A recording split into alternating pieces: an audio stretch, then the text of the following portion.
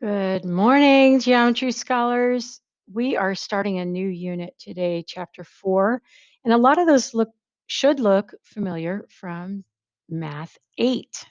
I know it was a while ago, but we're going to start with translations. The whole chapter is called Transformations. You may remember rigid transformations. We're going to talk about translations today. And basically, when we take shapes in geometry and we slide them around, we just move them any different way. You can move them horizontally, you can move them vertically, you can move them a combination of ways, but that's called a rigid transformation because your shape doesn't change. However, we're going to learn about new terminology, so some vocabulary, and also how to write it out as a rule with some algebra. So without further ado, you can see, hopefully by the end of this video, you will learn how to perform translations and compositions, as well as we'll have one real life problem in this video. And these are all the vocabulary words that we will be going over. Remember, your Quizlet is always there to help you, and chapter 4 is up for you to review. So let's get started. The explorations, again, do not really lend themselves to a one-way video, but we do have some vocabulary here highlighted, which I'll read to you. A vector is a quantity that has both direction and magnitude. Magnitude is size. Okay, so it's big, small, however long your arrow is. It's represented in the coordinate plane by an arrow drawn from one point to another. So the concept is that we always start at an initial point. We call it initial, as opposed to starting, because we usually call the other one the terminal point or the ending point, sometimes called the final. So initial and final sort of start and end. So in this picture, P is the initial point of the vector. Q is the final point or the terminal point. The vector is PQ. And you draw it with a little arrow with the direction of the arrow over the point.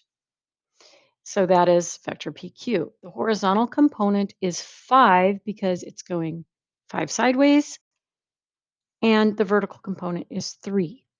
The component form that's new to you combines the horizontal and vertical components, so the component form is 5, 3. Now you'll notice that each side has these little brackets. Those are not parentheses, and they're not like brackets with squares. They're little sort of sideways chevrons, and that is new. But that means move 5 over in the positive x direction and 3 up in the positive y direction. So to identify one, here's an example. In the diagram, name the vector and write its component form. Solution. In the diagram, the initial point or starting point of the vector is J, and the terminal point or ending point is K. The vector is named vector JK. To move from the initial point J to the terminal point K, you move 3 units right and 4 units up. This means the horizontal component of vector JK is 3, and the vertical component is 4. So the component form is 3, 4. That's it. It's new, though, so we went over that example. Now, in order to perform a translation move, we have a couple more vocabulary words. So a transformation can change a shape in all kinds of ways. In this chapter, we're going to have translations, we're going to have rotations, we're going to have dilations, and what's the third one? Transformation, translations, dilations, rotations. There's a fourth one. We'll get to it.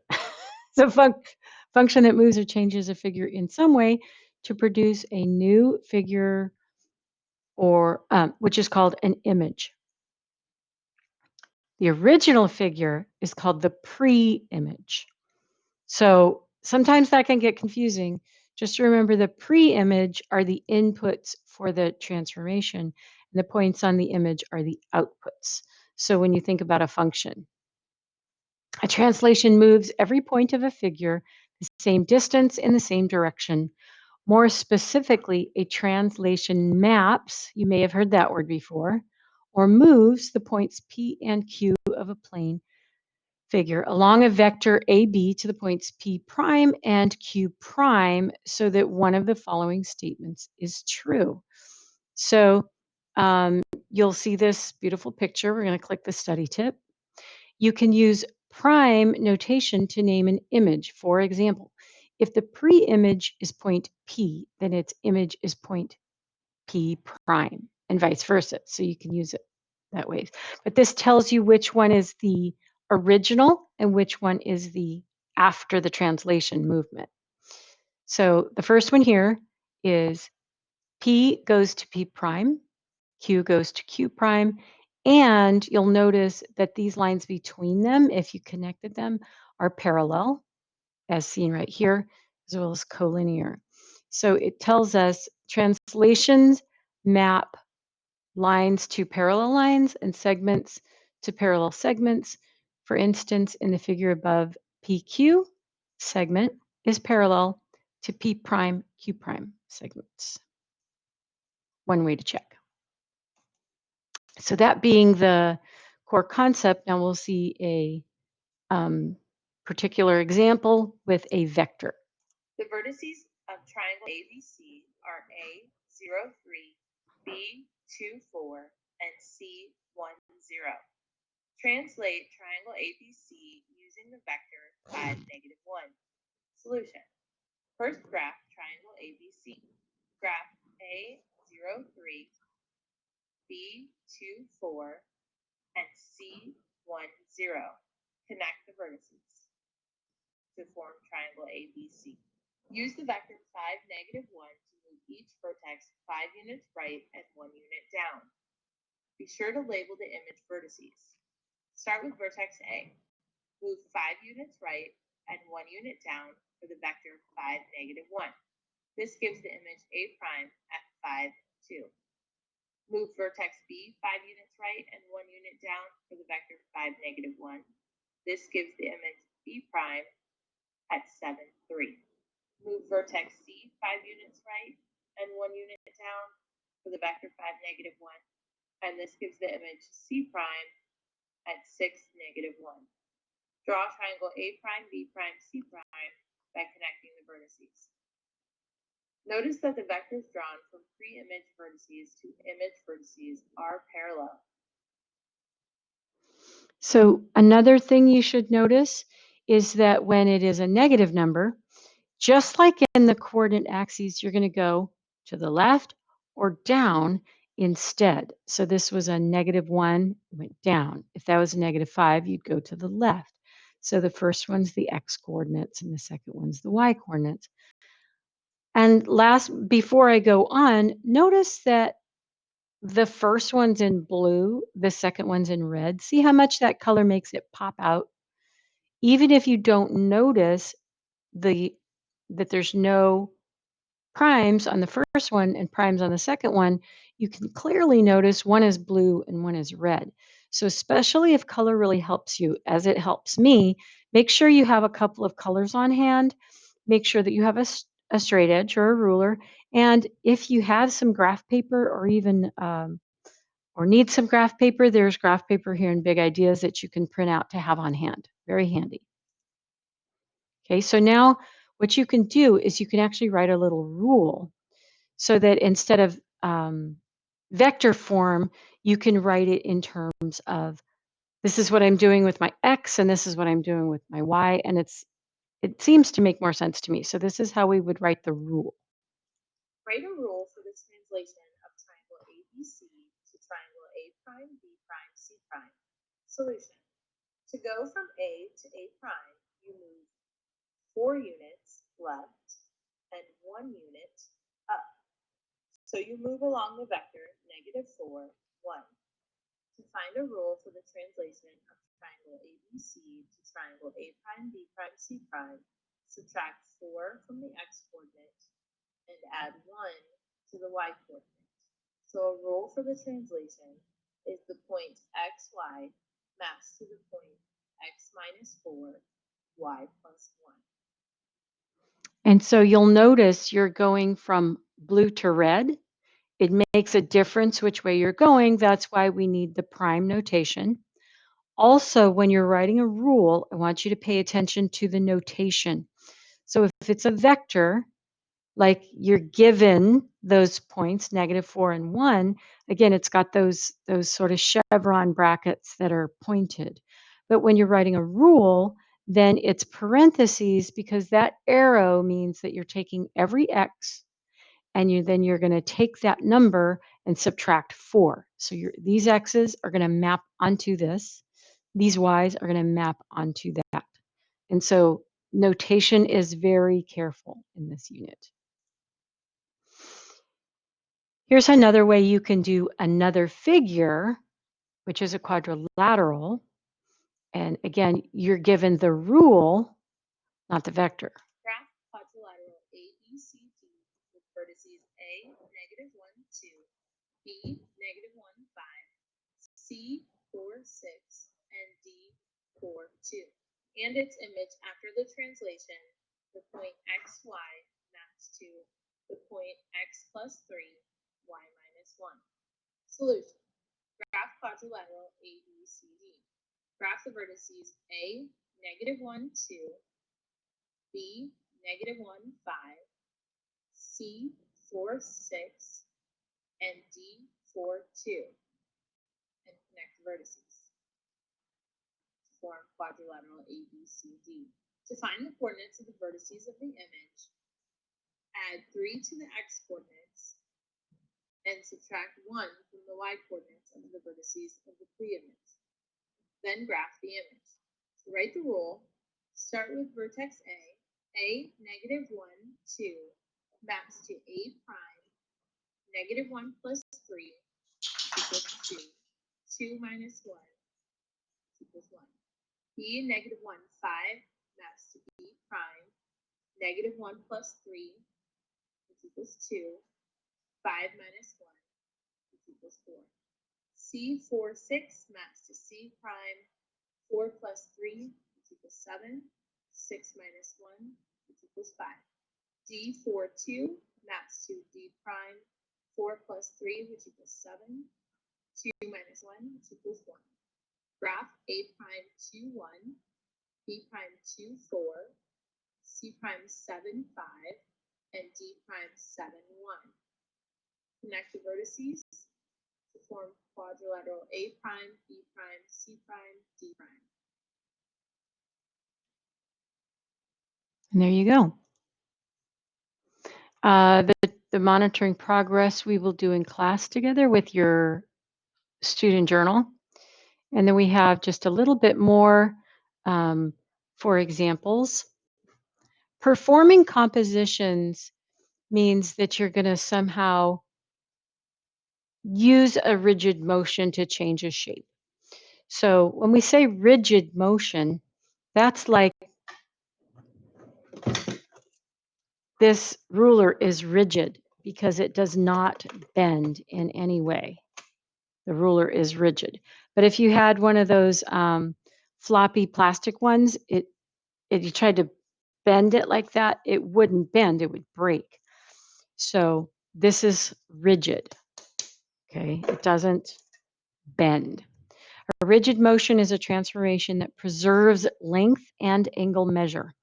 Another name for a rigid motion is an isometry. A rigid motion maps lines to lines, rays to rays, segments to segments. So you have a postulate. Remember, those are accepted without proof. A translation is a rigid motion. So if you take something and you move it, then you have changed it. You've changed its location, but it's the same size and it's the same shape. That's why it's rigid. So if you are going to compose perform a composition, um, you'll see that because it's a rigid motion and because it preserves length and angle measure, you can use it for um, proofs, but you can also do more than one at the same time, which means like you can move it this way and this way, and that's called a composition because there's more than one. So the composition theorem 4.1 simply says that the composition of two or more rigid motions is a rigid motion. It's not getting bigger or smaller, it preserves the shape and size.